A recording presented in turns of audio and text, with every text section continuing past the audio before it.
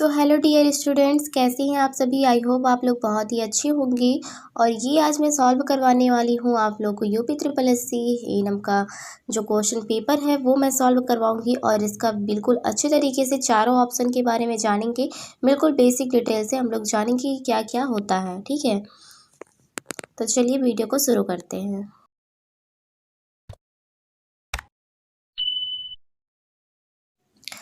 तो क्वेश्चन है कि भारत में भोजन से शरीर में आयरन के कम अवशोषण का कारण क्या है। तो जैसे कि आयरन का कम अवशोषण कब होता है, ये पूछने का मतलब है कि किस वजह से भारत में शरीर में आयरन का कम अवशोषण होता है। तो अगर भोजन के साथ अगर आप चाय पीते हैं, फर्स्ट ऑप्शन ये है। सेकंड ऑप्शन है केवल शाकाहारी भोजन खाना, प्रतिदिन गेहूं खाना या प्रतिदिन चावल खाना। तो इसमें से राइट ऑप्शन कौन सा होगा। तो इसमें से राइट जो आंसर होगा वो ये होगा कि भोजन के साथ अगर आप चाय को पीते हैं तो क्या होता है कि आपके शरीर में आयरन का कम अवशोषण होता है। तो इसका राइट ऑप्शन भोजन के साथ चाय को पीना है। अब इसको हम डिटेल में जानते हैं। देखिए, बहुत ज़्यादा क्वेश्चन नहीं करेंगे, एक दिन में 5 ही क्वेश्चन करेंगे, लेकिन उसका बिल्कुल मास्टर क्या कहते हैं, उसका पूरा ऑपरेशन कर डालेंगे उस क्वेश्चन का, जिससे उस क्वेश्चन के अंतर्गत अगर कोई भी क्वेश्चन आता है तो आप लोगों से ना छूटे। और अगर कोई भी एग्ज़ाम में कोई क्वेश्चन आया रहता है तो ये 100% श्योर रहो कि नेक्स्ट जो एग्ज़ाम होगा किसी भी एएनएम, किसी भी स्टेट के एएनएम का, तो उसी के टाइप से कुछ ना कुछ उसी से रिलेटेड क्वेश्चन देते हैं। तो हम लोग पूरा अगर एक क्वेश्चन पढ़ेंगे तो उसका पूरा ऑपरेशन करके ही मानेंगे। तो देखो, भोजन के साथ चाय पीना क्या होता है कि चाय में टैनिन होता है। क्या होता है कि चाय में टैनिन होता है जो शरीर में आयरन के अवशोषण की दर को कम कर देता है। तो अगर ये भी क्वेश्चन बने कि चाय में किस चीज़ की मौजूदगी की वजह से ये जो होता है कि आयरन के अवशोषण को कम कर देता है, तो वो टैनिन होता है।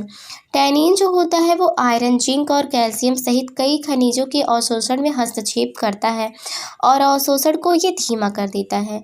इसके नतीजे से, इसके मतलब तात्पर्य से क्या होता है कि खनिजों की कमी हो सकती है और इसके कारण स्वास्थ्य समस्याएं भी होती हैं। आयरन की कमी वाले रोगियों के लिए भोजन के साथ चाय पीना अच्छा नहीं है, क्योंकि चाय भोजन से जो होता है, जो चाय होता है वो भोजन से आयरन के अवशोषण की दर को कम कर देता है। भोजन करते समय चाय पीने से शरीर में कैटेचीन की उपलब्धता कम होती है। यह चाय में मौजूद रसायन है और विभिन्न मनोवैज्ञानिक कार्य में महत्वपूर्ण भूमिका भी इसका निभाता है। एडिशनल इन्फॉर्मेशन क्या है आप लोगों के लिए, तो देखिए, केवल शाकाहारी भोजन खाने से क्या होता है। जो सेकंड ऑप्शन था कि केवल शाकाहारी भोजन खाना, तो उससे क्या होता है कि शाकाहारी भोजन जैसे कि फली, मटर, पालक, दाल आदि आयरन के बेहतरीन स्रोत है। आमतौर पर मांस और अंडे जैसे उच्च आयरन के जो जुड़े खाद्य पदार्थ की तुलना में सब्जियों में अक्सर आयरन की मात्रा अधिक होती है। मतलब मांस से ज़्यादा सब्जियों में आयरन पाए जाते हैं। सब्जियों में नॉन हिम आयरन होते हैं। जो सब्जियां होती हैं उनमें नॉन हिम आयरन होते हैं जो आसानी से अवशोषित नहीं होता है। यह आमतौर पर विटामिन सी से भी भरपूर होता है जो आयरन के अवशोषण को बढ़ाने में मदद करता है। कौन अब विटामिन सी से भरपूर होता है, जो सब्जियां होती हैं वो। नेक्स्ट ऑप्शन था प्रतिदिन गेहूं का सेवन करना। तो इसका क्या मतलब है कि प्रतिदिन गेहूं का सेवन करना, तो इससे क्या होता है कि गेहूं एक आयरन युक्त अनाज है। गेहूं जो होता है वो एक आयरन युक्त अनाज है, लेकिन इसमें आयरन अवशोषण अवरोधक भी होते हैं। मतलब जो आयरन होता है उसको अवशोषण करने के लिए एक बाधित करने वाला भी एंजाइम, एक प्रोडक्ट पाया जाता है, जैसे कि अन्य अनाज गेहूं, जौ, राई, ज्वार इत्यादि में होते हैं। गेहूं के आटे में प्रति कप, जैसे कि अगर कप की बात करें, एक कप में 3.8 मिलीग्राम आयरन हो सकता है। ठीक है, नेक्स्ट क्या है, प्रतिदिन चावल खाने से क्या होता है। तो प्रतिदिन चावल था ना नेक्स्ट ऑप्शन, की प्रतिदिन चावल का सेवन खाने से क्या होता है, इसमें आयरन क्या मिलता है कि नहीं उसको जानते हैं। चावल जो होता है वो आयरन का स्रोत है और इसलिए यह आयरन की कमी होने वाले एनीमिया, रक्त अल्पता को क्या करता है, खत्म करने में महत्वपूर्ण भूमिका निभाता है। फाइटेज और सिस्टीन पेप्टाइड से भरपूर उच्च आयरन जो होते हैं कि अंतर वस्तु वाले चावल में आयरन की कमी से पीड़ित जनसंख्या में आयरन के पोषण को सुधारने में काफ़ी क्षमता हुई है। तो ये हो गया हमारा आयरन का पूरा पोस्टमार्टम। तो ठीक है, अब नेक्स्ट क्वेश्चन की तरफ बढ़ते हैं कि नेक्स्ट क्वेश्चन क्या है। तो नेक्स्ट क्वेश्चन है, किस विटामिन को रक्तस्राव रोधी विटामिन के रूप में जाना जाता है? विटामिन ए या विटामिन बी या विटामिन सी या विटामिन ई या के? किस विटामिन को रक्त रोधी विटामिन के रूप में जाना जाता है? रक्तस्राव रोधी मतलब कौन सा ऐसा विटामिन है जो अगर रक्तस्राव होता रहता है तो उसको, अगर उस विटामिन की अधिकता होती है तो वो ब्लड क्लॉट कर देता है वहाँ पे जहाँ से रक्त निकलता रहता है। तो वो कौन सा विटामिन? तो ये आपको लोगों को पता ही होगा, ये विटामिन के होता है। अब इसका हम लोग जानते हैं चारों ऑप्शन। तो देखिए, हमारे शरीर में विटामिन के की कमी से क्या होता है कि रक्त का थक्का बनने में देरी होती है। जब रक्त का थक्का शरीर में नहीं बनेगा तो क्या होगा कि अगर कहीं से भी ब्लड निकलता रहता है तो निकलता ही रहेगा और एक समय ऐसा आएगा कि आपके शरीर से पूरे ब्लड निकल जाएंगे और आपकी मृत्यु हो जाएगी। यह रक्त के थक्के को जमने में मदद करता है और अत्यधिक रक्तस्राव को रोकने में भी महत्वपूर्ण भूमिका निभाता है। कई अन्य विटामिन के विपरीत विटामिन के जो आमतौर पे आहार पूरक के रूप में उपयोग नहीं किया जाता है। विटामिन के वास्तव में यौगिक का एक समूह है। इन यौगिक में सबसे महत्वपूर्ण विटामिन K1 और विटामिन K2 प्रतीत होता है। विटामिन K1 जो होता है वो पत्तेदार साग और कुछ अन्य सब्जियों में प्राप्त होता है। विटामिन K मुख्य रूप से किसमें पाया जाता है? तो मीट, चीज़ मतलब पनीर हो गया और अंडे से प्राप्त यौगिकों का समूह है और बैक्टीरिया द्वारा संश्लेषित किया जाता है। कभी कभी ये भी क्वेश्चन आता है कि कौन सा जो ऐसा विटामिन है जो हमारे शरीर में भी संश्लेषित होता है, हमारे शरीर में भी बनता है, तो उसका भी राइट ऑप्शन क्या होगा? विटामिन के ही होगा। विटामिन के का निम्न स्तर जो होता है रक्तस्राव के जोखिम को बढ़ा सकता है। जैसे कि अगर विटामिन के का जो लेवल है वो कम मात्रा में है तो आपकी क्या होगा कि रक्तस्राव की जो क्षमता है, वो क्लॉटिंग की क्षमता वो नहीं होगी, तो रक्तस्राव होता रहेगा। और क्या है, अब इसमें विटामिन की बात आ ही गई थी तो हम बात कर लेते हैं विटामिन ए क्या होता है। तो विटामिन ए का जो रासायनिक नाम होता है उसको हम रेटिनॉल कहते हैं और ये किसमें विलेयता जो होती है इसकी ए की वसा में होती है। देखो, जो बी और सी है विटामिन है वो क्या होता है, वो जल में घुलनशील होता है, लेकिन जो विटामिन ए, डी, ई, के होता है वो वसा में घुलनशील होता है और इसकी कमी की वजह से क्या होता है कि रक्त का अंधापन हो जाता है, केराटोमलेशिया हो जाता है, तो इससे अंधता संबंधी बीमारियां होती हैं। नेक्स्ट ऑप्शन है कि विटामिन B1 क्या होता है। तो विटामिन B1 जो होता है इसका रासायनिक नाम थायमीन होता है और इसे पानी में घुलनशील होता है और इसकी कमी की वजह से बेरी या कॉर्सोकॉफ रोग, बहुत सारे रोग हो जाते हैं। विटामिन 2 का जो रासायनिक नाम है वो राइबोफ्लोविन है, ये भी पानी में घुलनशील है। जितने भी विटामिन बी के जितने भी आएंगे वर्गीकरण वाले B1, B3, B4 ये सब जो होते हैं वो जल में घुलनशील होते हैं और इसकी कमी से क्या होता है कि एर्बियोफ्लोविन रोग हो जाता है। विटामिन B3 क्या होता है। तो विटामिन B3 का जो रासायनिक नाम है वो नियासिन या हम कह सकते हैं नियासिनामाइड होता है और ये भी पानी में घुलनशील है और इसकी कमी की वजह से पेलाग्रा रोग हो जाता है। और जो नेक्स्ट विटामिन है वो विटामिन B5 है जिसको हम पेंटाथेनिक अम्ल कहते हैं, ये भी पानी में घुलनशील होता है।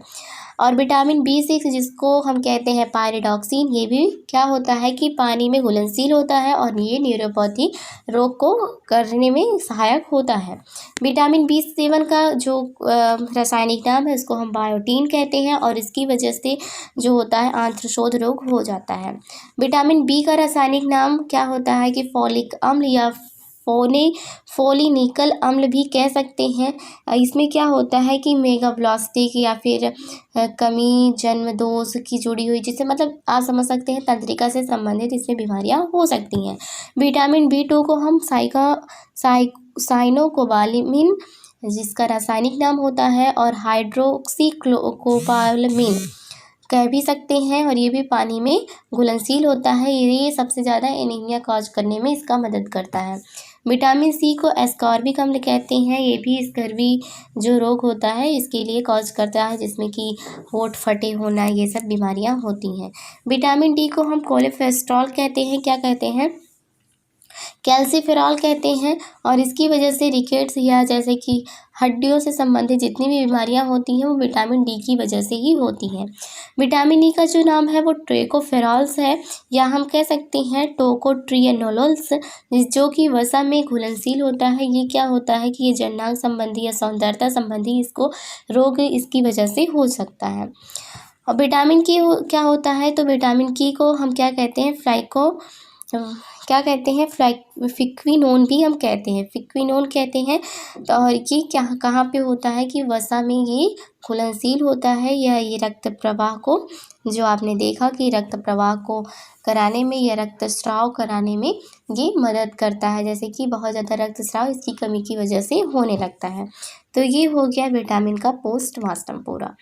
अब हम बात करते हैं कि नेक्स्ट क्वेश्चन, पाँचपन किस विटामिन की कमी की वजह से होता है। तो अभी आप लोग ने देखा, मैंने बताया भी कि पाँचपन जो होता है वो विटामिन ई की कमी की वजह से होता है।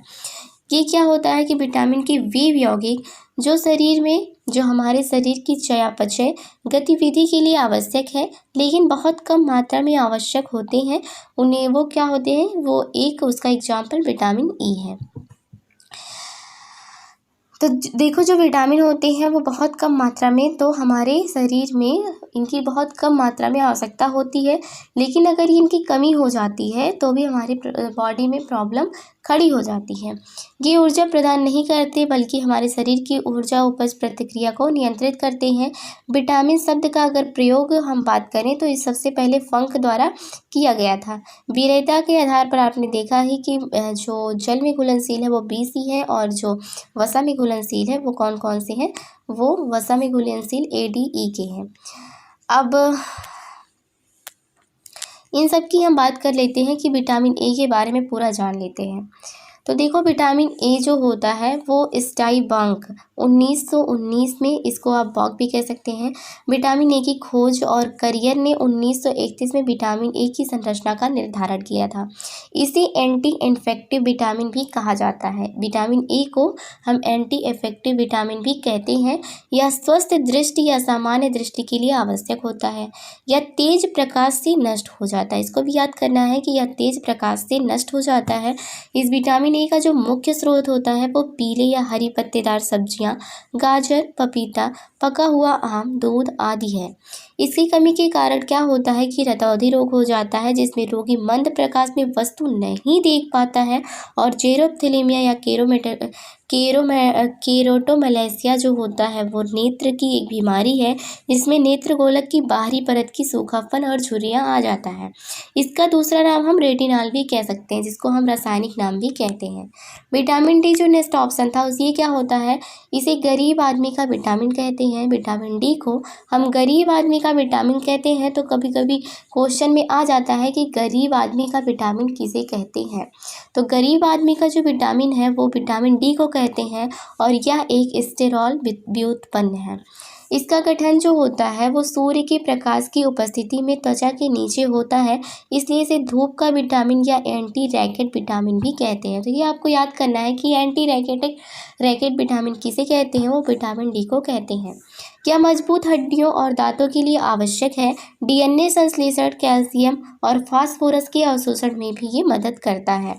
कुछ मुख्य स्रोत अंडे, दूध, मछली के जिगर का तेल, इसमें भी विटामिन डी पाए जाते हैं।